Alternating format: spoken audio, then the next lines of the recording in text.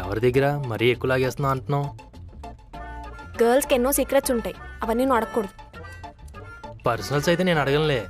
అందరి personals public చేయడమే కానీ పని. అది కాదు మీనా, వాసుగాడి గురించి ఏదో మాట్లాడుతున్నావు కదా, అదేంటి అని అడుగుతున్నా. నువ్వు కూడా వాడు బాధ్యతుడివే కదా. వాసుగాడు నా దగ్గర 30,000 తీసుకున్నాడు, తీసుకొని అప్పు అంటున్నాడు. కనీసం అందులో నుంచి 100 రూపాయలు కూడా ఇవ్వట్లేదు. అరే 30,000 వాడిని నమ్మి ఎలా రాయిస్తున్నారు మీరు? ఆడందరినీ చీట్ చేస్తున్నాడు.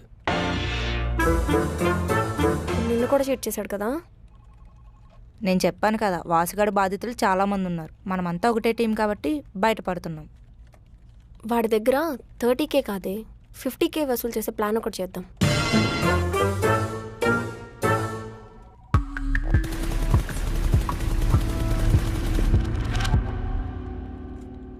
ఏంటి సోనీ, చాలా రోజుల తర్వాత ఆఫీస్కి వచ్చావు? ట్రిప్కి వెళ్ళాను. మాకు 1 డే లీవ్ ఇవ్వమంటేనే ఇవ్వట్లేదు. నీకు 1 వీక్ 10 days బాగానే లీవ్ ఇస్తున్నారు కదా. ఎదుటి వాళ్ళని బ్లాక్మెయిల్ చేసి లీవ్స్ తీసుకునే టాలెంట్ మనకు లేదు కదా. ఒకరి గురించి మాట్లాడేటప్పుడు ముందు వెనకాల చూసి మాట్లాడమని.